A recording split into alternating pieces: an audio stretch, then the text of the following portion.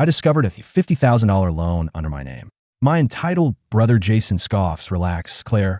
It's probably a scammer or something. Why would I use your name? While my toxic ex-husband Mark smirks. Contract work, Claire. It's not a crime. Unless you got proof. Furious, I left, saying, enjoy while you can. Enough of your lies. What I did next shook them, and later my phone blew up with 52 missed calls from Mark and Jason, begging. I stared at the bank statement on my laptop, the glow of the screen burning my eyes. $1,200. Again, the same withdrawal from the same defunct account, the one Mark and I had closed 6 months ago when the divorce papers were finalized. My fingers hovered over the keyboard, my throat tight. Paranoid, he called me last week. You're spiraling again, Claire. Call your therapist. I clicked refresh. The number didn't change. God damn it. My daughter, Lily, looked up from her crayons at the kitchen table. Bad word, Mommy. Sorry, Bug. I muttered, snapping the laptop shut. Let's get you to Grandma's. The house smelled like garlic bread and lies. Mom had set the table with her fancy china, the stuff she only pulled out when she wanted to pretend we were a family that didn't scream about money over burnt casseroles. Jason was already there, slouched in his chair, scrolling through his phone. His hair was greasy, his hoodie stained with what looked like ketchup. Hey sis, he said, not looking up. Jason. Mom fluttered in from the kitchen, wiping her hands on her apron. Claire. Lily, sweetheart, go play with Noah in the den. Grandma's got cookies. Lily bolted. I didn't. So, Mom said, too brightly, how's the apartment? Fine.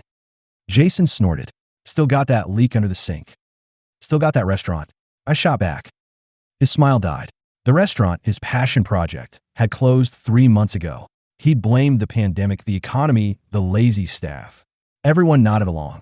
Everyone except Dad, who sat silently at the head of the table, pushing peas around his plate. Mom clattered a dish onto the table. Let's not start, you two. I pulled out my phone. Actually, let's. Jason, why is there a loan under my maiden name? He froze, his beer halfway to his lips. What? Claire Walsh, LLC. Ring a bell? $50,000. Taken out last year. That's not me. Bullshit. It's my name. Mom dropped the spatula. Claire, language. You think I'm stupid? I stood, my chair screeching. You think I wouldn't notice? Jason stood too, hands raised. I didn't do anything, okay? Maybe it's Mark. Mark's not a Walsh. Enough. Dad's fist hit the table, silverware rattling. For a second, nobody moved. Then he reached for his napkin, wiped his mouth, and tucked something into the cloth's fold. When he passed it to me, his fingers brushed mine, quick, deliberate. I unfolded it onto the table. First National Bank. Asked for Diane. Sit down, Claire, Mom said, her voice trembling. You're upsetting everyone. I didn't sit. Did you know? She wouldn't look at me. Jason's been struggling. We all have to make sacrifices. Sacrifices? You mean theft? Jason slammed his bottle down. It's not theft if you're family. The word hung there, sour and sharp. Lily's laughter drifted in from the den, oblivious. You're unbelievable, I whispered. You're hysterical, he snapped. I grabbed my purse. Enjoy the casserole, Mom. Back in the car, I tore through my Venmo history. Mark's name popped up instantly, a $5,000 payment to Jason last month, labeled consulting. My hand shook. Consulting. Jason hadn't worked a real job in years. I dialed Mark. He picked up on the second ring, his voice smooth. Claire, you're calling about Lily's recital. You paid Jason. Why? A pause. I don't know what you're talking about. Venmo. $5,000. Don't lie to me. He sighed, the way he always did when I was overreacting. Jason did some contract work for me. It's not a crime. Contract work? You're funneling money through me. Prove it. The line went dead. Lily fell asleep in the back seat on the way home. Her stuffed unicorn clutched her chest. I parked outside my apartment, the streetlight flickering. The napkin Dad had given me felt heavy in my pocket. First National Bank. Asked for Diane. I opened my laptop again. Claire Walsh, LLC. The business address was a P.O. box. The filing date, 3 days after my divorce papers were signed. My phone buzzed, a text from my lawyer, Naomi. Call me. Urgent. I stepped outside, the cold air biting my cheeks. They're hiding assets, I said as soon as she picked up. Mark and Jason. I have proof. Naomi sighed. Claire, listen. If you push this, Mark will go for full custody. He'll say you're unstable, obsessive. You can't afford that fight right now. So I just let them steal from me? I'm saying pick your battles. A car honked down the street. Lily stirred in the back seat. Claire? You there? I hung up. Inside the LLC documents, buried in the fine print, was a signature. Claire Walsh. But the C was all wrong. Sharp and slanted, not my loopy scrawl. I took a screenshot, sent it to Naomi. Found my battle. Lena showed up at my apartment with a six-pack of cheap beer and a USB drive full of forensic software. You look like hell, she said, kicking off her shoes. Thanks, I muttered, clearing Lily's crayons off the table. That's what 3 nights of Ubering frat boys to bars does to a person. Lena plugged her laptop into mine. Let's see the damage. For hours, we combed through bank statements, LLC filings, and Venmo histories. Lena muttered curses in Russian, her version of a progress report. Lily slept in the next room, her night light casting shadows on the wall. See this? Lena jabbed a red nail at the screen. Deposit dated March 14th. But the LLC wasn't filed until March 17th. I squinted. So they backdated it? Amateurs. She snorted. And look here, they misspelled your name. Claire Welsh, LLC. Jason can't spell worth a damn, I said bitterly. Good for us. Bad for him. Lena leaned back, cracking a beer. This is textbook fraud. Sloppy, but textbook. Can we prove it? Need more than typos. Let's find a money trail. I drove Uber that night, my eyes gritty from lack of sleep. 2 drunk lawyers piled into my back seat, slurring about their latest divorce case.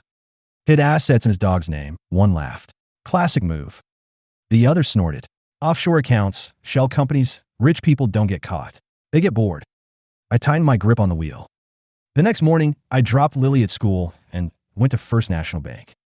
Diane, the manager, was a no-nonsense woman in a pantsuit. She glanced at Dad's napkin note and led me to a back office. Your father's been a client for 30 years, she said, pulling up records. He asked me to help if he came. The screen flashed. Claire Walsh, LLC. Account activity. 15K deposits. 8K withdrawals. Transfers to an offshore bank in the Caymans. Who authorized these? I asked. Diane pointed to the signature. Claire Walsh. That's not me. She frowned. We have your ID on file. She handed me a photocopy. My old license, the one Mark lost last year. I met Lena at a coffee shop. They used my old ID, I said, sliding the photocopy to her. She whistled. Your ex has got balls. Jason's the one who found the ID after I lost it. My latte turned to acid in my stomach. They planned this. Lena tapped the Cayman's transfers. We need to link these accounts to Mark. How? Follow the money. But Claire, she hesitated. This could get ugly. For you and Lily. My phone buzzed. A voicemail from Mark's lawyer. We're filing for full custody. Your instability is a concern. That weekend, I babysat Noah while Jason ran errands. Noah sprawled on my living room floor, coloring a dinosaur. Dad bought a boat, he said casually. I froze. A boat? Yeah, it's blue and has a funny name. What's it called? He scrunched his nose. Aunt Claire's something. My heart hammered. Aunt Claire's boat. No, Claire Walsh. Like your name. I pulled up Jason's Instagram, scrolled back to a foggy fishing trip photo, zoomed in. There, blurred but legible on the boat's hull, Claire Walsh. Mommy, Lily tugged my sleeve. Can Noah sleep over? Not tonight, bug. I called Lena. They bought a boat, named it after the LLC. Holy shit, that's our smoking gun. Can we use it? If we can prove it's tied to the offshore accounts, yes. But Claire, but what? She paused. You're going to have to choose. The money or Lily. The room tilted. What? Mark's custody play isn't a bluff. If you go after him, he'll paint you as unstable. A vindictive ex obsessed with revenge. I stared at Noah's drawing on the fridge, a stick figure boat with Claire Walsh scrawled in crayon. I'm not backing down. Then get ready to fight dirty. That night, I tucked Lily into bed. Is Daddy mad at us? She asked, clutching her unicorn. No, bug. Daddy's just confused. But you're sad. I kissed her forehead. I'm just tired. She patted my cheek. You can sleep in my bed if you're scared. I waited until she drifted off, then scrolled Jason's Venmo again. $5,000 consulting fee from Mark Walsh. I screenshotted it, sent it to Naomi. Proof enough? Her reply came instantly. Meet me tomorrow. And Claire, don't bring Lily. The custody evaluator's office smelled like lemon disinfectant and judgment. Mark sat across from me in a too small chair, his lawyer, a shark in a pinstripe suit, smirking at her notes. Lily fidgeted in my lap, twisting the hem of her dress. "Ms. Walsh," the evaluator began, "your ex-husband claims your fixation on these financial conspiracies is impacting your ability to parent." Mark cut in, oozing concern. "Claire's always been obsessive. Remember when she tracked my phone for a week because I missed one dinner?" "You were sleeping with your paralegal," I said flatly. His lawyer held up a hand. "Irrelevant. The issue is Ms. Walsh's stability." I reached into my bag and slid the boat photo across the desk. "Ask Mr. Walsh about this." The evaluator frowned. "A fishing trip?" "Check the boat's name." Mark paled. His lawyer leaned over, squinting. "Claire Walsh." "Registered to Claire Walsh, LLC," I said. "The company he created to steal from me." Mark's laugh was too loud. "This is insane. She photoshopped it." Lily whimpered. I squeezed her hand. "We have bank records," my lawyer said calmly. "Transfers from the LLC to Mr. Walsh's offshore account. A judge will see the connection." Mark stood, knocking his chair back. "You're ruining me over a fucking boat." "Sit down, Mr. Walsh," the evaluator snapped. Lily burst into tears. That night, Jason showed up at my apartment. I found him pacing the parking lot, reeking of whiskey. "We need to talk," he slurred. "Call your sponsor." He grabbed my arm. "Claire, please. Mark's going to destroy me." I yanked free. "You helped him destroy me." He threatened me. His voice cracked. After the DUI, he said he'd report me if I didn't help. I'd lose Noah. "So you chose your kid over mine?" "I didn't think you'd fight back." The words hung between us, raw and ugly. A neighbor's porch light flickered on. "Get off my property," I said. He left, tripping over a curb. I didn't watch him go. Mom's voicemail came at 3 a.m. Jason's wife left him. "Took Noah. Are you happy now? Was it worth it?" I deleted it. But Dad's package arrived the next morning. A flash drive taped to a note, "Don't let him win." The files were a decade of Jason's financial disasters. Maxed credit cards, unpaid taxes, a second mortgage on Mom and Dad's house. Buried in a 2018 folder was a screenshot of a text from Mark to Jason. "Cover the DUI, or I tell Claire about the Vegas trip." The Vegas trip. Our anniversary Vegas trip. I vomited in the sink. Lena came over, takeout tie in hand. "You look worse than last week." Mark paid off Jason's DUI to blackmail him, and Jason let him. I shoved a flash drive at her. "How's that for motive?" She scanned the files. "This is gold." "But Claire." "But what?" "Mark's not just hiding money. He's laundering it." She pointed to a $200,000 transfer. "This went to a shell company in Belize. Same one tied to his law firm." The room spun. "What does that mean?" "It means he's not just an asshole. He's a criminal." My phone buzzed. A text from an unknown number. "Back off, or you'll regret it." I showed Lena. She snorted. "Amateur hour. Let's nail this prick." The custody hearing was a blur of polished lies. Mark's lawyer painted me as a conspiracy-obsessed single mom. Mine countered with boat registrations and misspelled LLC filings. The judge, a tired woman with coffee stains on her robe, rubbed her temples. "Enough," she finally said. "Ms. Walsh, you've raised concerning questions, but without concrete proof linking these accounts to Mr. Walsh's income." "Your Honor," my lawyer interrupted, "we've just received new evidence." She handed over the flash drive. Mark's smirk died. Afterward, I found Jason chain-smoking outside the courthouse. "They'll take Lily," he said, not looking at me. "They won't. You don't know Mark. I married him. I know exactly what he is." Jason flicked his cigarette. "He'll ruin you." Too late. A cold drizzle started. Lily tugged my hand. "Can we get pancakes?" "Yeah, bug." I turned to go. "Claire." Jason's voice wavered. "I'm sorry." I didn't look back. That night, Lena called. "The Belize account? It's tied to 3 shell companies, all under Mark's firm. Enough to put him away, enough to make him run." I tucked Lily into bed, her pancake syrup still sticky on the sheets. "Is Daddy in trouble?" she whispered. "Yeah, bug." "Good." She rolled over, clutching her unicorn. "He's mean. I sent a boat photo to Mark's girlfriend, Elise, from a burner account. Ask your boyfriend about the Claire Walsh." I typed, attaching the LLC records and a screenshot of the Venmo transfers. I didn't wait for a reply. Some truths don't need a response. The custody hearing was a chess match in a room full of pawns. Mark's lawyer lobbed accusations, unstable, paranoid, obsessive. My lawyer countered with receipts. Literally. Exhibit A. The boat registered to Claire Walsh, LLC, she said, sliding the photo to the judge. Exhibit B. Offshore transfers from the LLC to Mr. Walsh's firm. Mark's jaw twitched. Elise wasn't in the gallery. The judge adjusted her glasses. Mr. Walsh, care to explain? This is a vendetta, he spat. She's weaponizing our daughter. Your Honor, my lawyer said calmly. A mess. Walsh merely wants to protect her child for financial exploitation. The word exploitation hung in the air like a grenade pin. Lily swung her legs under the table, humming to herself. The judge ruled in my favor. Full custody. But as we stood to leave, she added, the matter of the LLC's assets will require separate proceedings. Mark leaned in, his breath hot on my ear. You won't see a dime. I already don't, I said. That night, Jason pounded on my door. He reeked of whiskey and regret. They took the boat, he slurred. The bank fucking repoed it. I didn't invite him in. And I'm broke, Claire. My wife's gone. Noah won't talk to me. You think that's my fault? He swayed, gripping the doorframe. You didn't have to ruin me. I laughed, a sharp, hollow sound. You did that yourself when you sold me out for a paycheck. His face crumpled. I'm sorry, okay? Save it for your AA meeting. I shut the door. Lily peered around the corner. Was that Uncle Jason? Yeah. He smells funny. Yeah. Lena called as I scrubbed pancake batter off the ceiling. Lily's latest experiment. Mark's under investigation, she said. The feds found the Belize transfers. Tax evasion, money laundering, the whole buffet. I set down the sponge. Will he go to jail?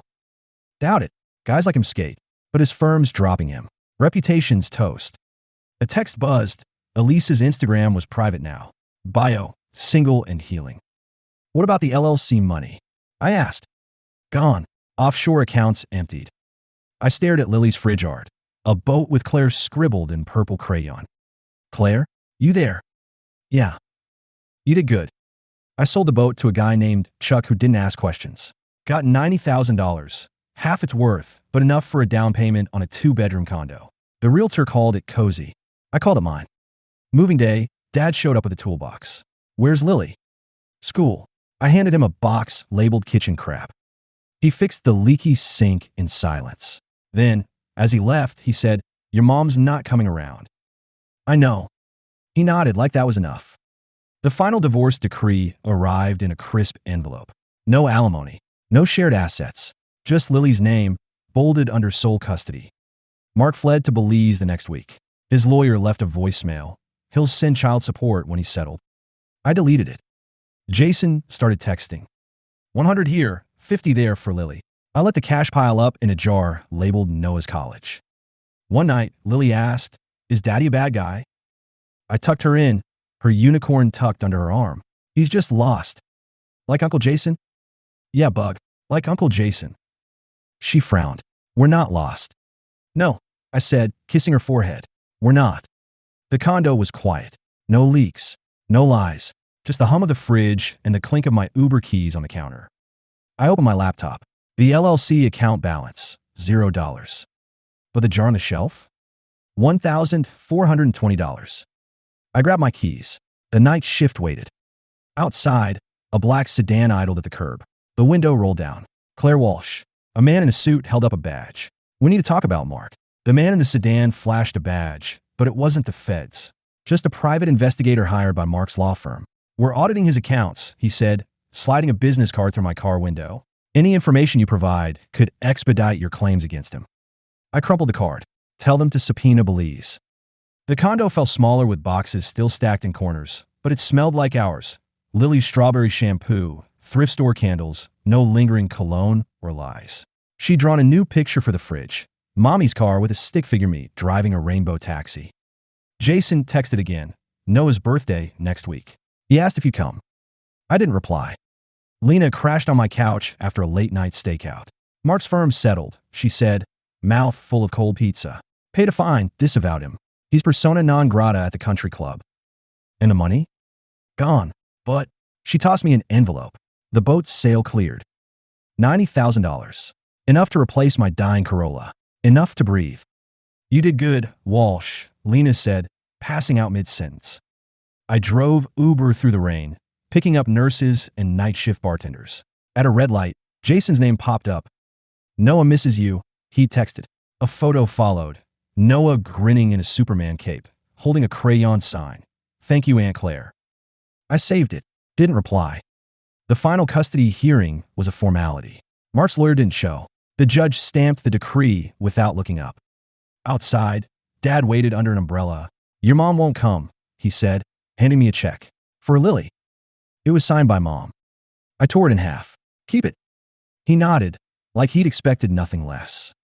Jason's AA chip arrived in the mail, a 6-month sobriety token.